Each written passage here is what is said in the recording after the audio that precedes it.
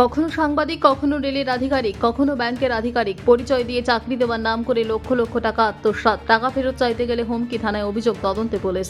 পূর্ব মেদিনীপুর জেলা পরিষদে প্রতি বুধবার অনুষ্ঠিত হচ্ছে জনতার দরবার কর্মসূচি।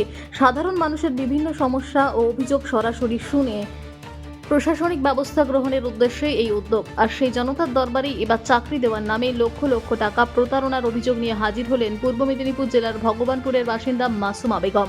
অভিযোগকারিনীর দাবি, কয়েক মাস আগে তাঁর স্বামীর সূত্রে বুবাই দাস নামে এক ব্যক্তির সঙ্গে পরিচয় হয়। প্রথমে ওই ব্যক্তি নিজেকে একটি ডিজিটাল সংবাদ মাধ্যমের সাংবাদিক বলে পরিচয় দেন। পরে কখনো রেলওয়ে রিক্রুটমেন্ট বোর্ডের সিইও, কখনো একটি ব্যাংকের ম্যানেজার, কখনো প্রভাবশালী সরকারি আধিকারিকের পরিচয় দিয়ে বিভিন্ন সরকারি দপ্তর, রেলওয়ে এবং ব্যাংকে চাকরি পাইয়ে দেওয়ার আশ্বাস দেন বলে অভিযোগ।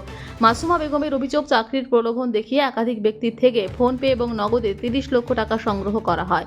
দীর্ঘদিন কেটে গেলেও কারও চাকরি হয়নি। টাকা ফেরত চাইলে নানা অজুহাত দেওয়ার পাশাপাশি হুমকি দেওয়া হয় বলে অভিযোগ করেছেন তিনি। এরপর বুধবার জেলা পরিষদের জনতার দরবারে উপস্থিত হয়ে জেলা সভাধিপতি বামদেব গুসাইতের কাছে লিখিত অভিযোগ দায়ের করেন মাসুমা বেগম। জানা গিয়েছে, ঘটনায় মাসুমা বেগম ইতিমধ্যেই ভগবানপুর থানায় বুবাই দাসের বিরুদ্ধে লিখিত অভিযোগ দায়ের করেছে। পুলিশ অভিযোগের ভিত্তিতে তদন্ত শুরু করেছে। অভিযোগ রয়েছে, বুবাই দাস কোলাঘাট থানার দেউলিয়া এবং পাঁশকুড়া থানার মেচগ্রামের অফিস খুলে কাজ করতেন। তবে সম্প্রতি তিনি দুটি অফিসই গুটিয়ে চলে গিয়েছেন বলে অভিযোগ। পুলিশ তদন্তের মাধ্যমে ঘটনার প্রকৃত সত্য সামনে আসবে বলে প্রশাসনের পক্ষ থেকে জানানো হচ্ছে। হ্যাঁ, অভিযোগ বলতে আমি চাকরি নেওয়ার নাম করে ওই টাকা পয়সা প্রতারণা, এই অভিযোগ।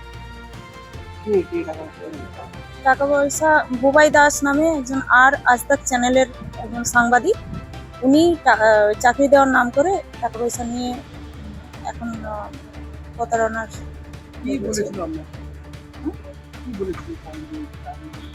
বলেছিল চাকরি করে দেব, 1 মাসের মধ্যে করে দেব।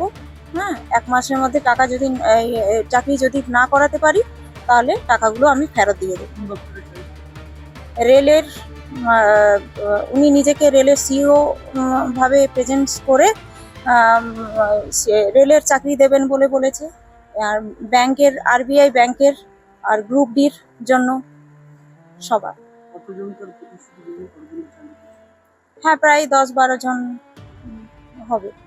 তো এক একজনের কাছ থেকে 2.5 লক্ষ, 4 লক্ষ, 5 লক্ষ, কারো কাছে 1 লক্ষ, এইভাবে নিয়ে মোট প্রায় 30 লক্ষ।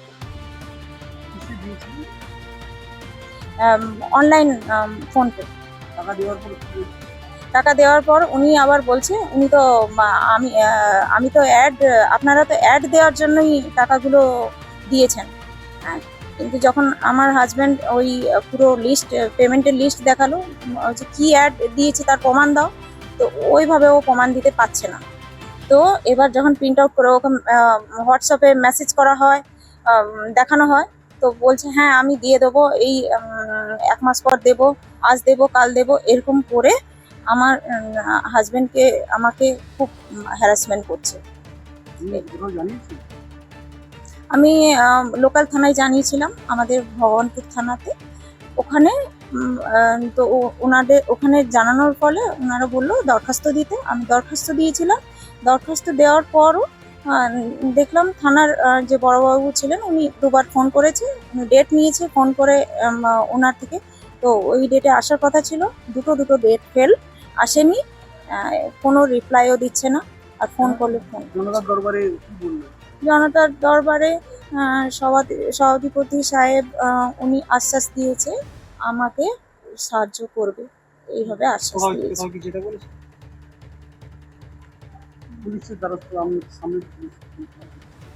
পুলিশের দ্বারস্থ হ্যাঁ, অ্যাডিশনাল এসপির কাছে যেতে বলেছে, ওনাকে ব্যাপারটা জানাবে, তো উনি অ্যাকশন নেবেন।